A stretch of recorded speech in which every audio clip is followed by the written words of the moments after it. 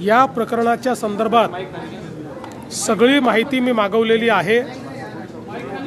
महसूल विभाग असेल, IGR असेल, लँड रेकॉर्ड्स असतील, या संदर्भातली सगळी माहिती मी मागवलेली आहे। या संदर्भातले योग्य ते चौकशीचे आदेश देखील मी दिलेले आहेत आणि ही सगळी माहिती आणि जी काही प्राथमिक चौकशी आहे त्याच्या आधारावर या संदर्भात जी काही तुम्हाला सांगायचं ते मी सांगणार आहे। त्यामुळे अद्याप माझ्याकडे पूर्ण माहिती आलेली नाही। प्रायमा फेसी जे मुद्दे समोर येत आहेत ते मुद्दे गंभीर आहेत, त्याच्यामुळे त्याची योग्य प्रकारची माहिती घेऊनच बोललं पाहिजे। त्या दृष्टीनं मी ही माहिती आज सगळी माझ्याकडे येणार आहे। ती माहिती आल्यानंतर तुम्हाला या संदर्भात शासनाची पुढची दिशा काय आहे, याच्यात कारवाई काय आहे, या सगळ्या गोष्टी सांगण्यात येतील। हायड्रोजन बॉम्ब संदर्भामध्ये असं आहे, पहिली गोष्ट अशी आहे की या संदर्भात उपमुख्यमंत्रीही अशा कुठल्या प्रकाराला पाठीशी घालतील असं माझं मत नाही। कारण या संदर्भात आमच्या सरकारचं एकमत आहे, कुठेही अनियमितता झाली असेल तर त्याच्यावर कारवाई झालीच पाहिजे या मताचे आम्ही आहोत। त्यामुळे निश्चितपणे ही अनियमितता आहे की नाही हे पडताळून पाहिलं जाईल। अनियमितता असेल तर त्याच्यावर अतिशय कडक कारवाई ही केलीच जाईल। मी या संदर्भात कालच बोललेलो आहे। उद्धव ठाकरे हे बाहेर पडले याचा मला आनंद आहे, कारण ते मुख्यमंत्री असताना जेव्हा शेतकऱ्यांवर संकट आलं होतं त्यावेळेस ते कार्पेटवरनं खाली उतरले नव्हते। त्यामुळे आता किमान सततच्या प्रभावानंतर त्यांना एवढं तरी लक्षात आलेलं आहे की लोकांमध्ये जावं लागतं। पण आपणच बघितलं आहे की अनेक ठिकाणी शेतकऱ्यांनी पाठ फिरवलेली आहे, कारण त्यांना माहिती आहे की निवडणुका डोळ्यासमोर ठेवून या ठिकाणी हे आलेले आहेत। सरकारचं पॅकेज हे लोकांच्या खात्यामध्ये पोचतं आहे, त्यामुळे त्या ठिकाणी त्यांना कुठलाही प्रतिसाद हा फारसा जनतेकडनं मिळत नाही। लोक पकडून आणण्याचं काम चाललं आहे। हे खरं आहे की काही ठिकाणी अजून पॅकेज पोचलेलं नाही, त्यामुळे तिथल्या शेतकऱ्यांमध्ये काही संभ्रम आहे पोचणार आहे की नाही। पण जसं आम्ही सांगितलं, रोज जवळपास 600 कोटी रुपये हे RBIच्या नियमानुसार त्या ठिकाणी आम्हाला द्यावे लागतात आणि त्याचं रिकन्सिलिएशन करावं लागतं, म्हणूनच पॅकेजला वेळ लागतो आहे। पण आता जवळपास हे संपूर्ण पॅकेज येत्या काळामध्ये शेतकऱ्यांच्या खात्यामध्ये जाईल।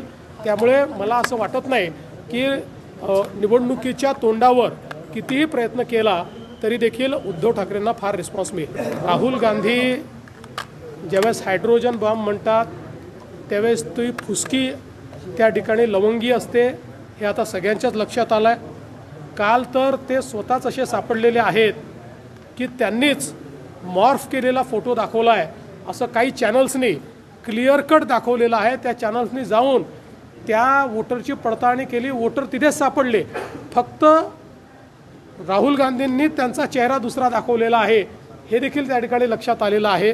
त्यामुळे अशा प्रकारे हे जे काही राहुल गांधींचं काम चाललेलं आहे, कुठेतरी हा अजेंडा हा जो काही आमचे वेगवेगळ्या आमच्या देशामध्ये लोकशाही योग्य पद्धतीने नांदू नये असा विचार करणारे जे आंतरराष्ट्रीय फोर्सेस आहेत, या फोर्सेसची विचारसरणी आणि राहुल गांधी यांची विचारसरणी हे आता एकत्र पाहायला मिळते आहे।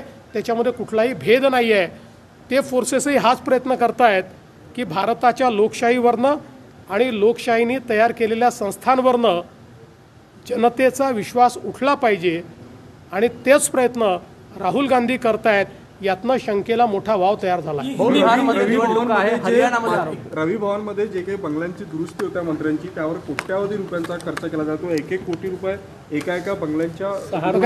मला आता याची कल्पना नाही, हे माझं काम नाही। पण तुम्ही माहिती दिली आहे तर ती माहिती घेईन, PWD मिनिस्टर आणि PWD विभागाला विचारेन, कुठेही फालतू खर्च होणार नहीं, है आम्ही त्या ठिकाणी एन्श्योर करूँ। राहुल गांधी ने हाइड्रोजन बॉम्ब के नाम से जो बम फोड़ा वो बम था ही नहीं, न उसमें आवाज़ थी न उसमें ऊर्जा थी, ये तो छोटा लवंगी फटाका था। और मुझे ऐसा लगता है कि अब राहुल गांधी एक ऐसा एजेंडा चला रहे हैं जो एजेंडा इस देश में लोकतंत्र ठीक से नहीं चलना चाहिए, ऐसी जो बाहरी ताकतों का एजेंडा है उस एजेंडा से राहुल गांधी का एजेंडा मिलता है, क्योंकि ये सारी बाहरी ताकतें यही प्रयास कर रही है कि भारत के लोकतंत्र से और भारत के संविधान से जनता का विश्वास उठ जाए। और इसी के लिए ये सारी बाहरी ताकतें भारत के संविधान ने तैयार की हुई जो अलग अलग संस्थाएं हैं उन संस्थाओं पर क्वेश्चन मार्क तैयार हो, इस प्रकार का झूठा माहौल तैयार कर रही है, नैरेटिव तैयार कर रही है। और उसी नैरेटिव को राहुल गांधी चला रहे हैं। इससे दुख भरी बात क्या हो सकती है, जहां एक और हमारी सेना को भी जातिगत रूप से देखने का प्रयास राहुल गांधी करते हैं। तो मुझे समझ में नहीं आ रहा कि राहुल जी किसके लिए काम कर रहे हैं। सेना के ऊपर क्वेश्चन मार्क, संविधान के ऊपर क्वेश्चन मार्क, संविधान के संस्थाओं ने जो व्यवस्था खड़ी की है उसके ऊपर क्वेश्चन मार्क। ये एजेंडा किसका है, ये राहुल गांधी किसका एजेंडा चला रहे हैं, अब ये बिल्कुल स्पष्ट हो रहा है।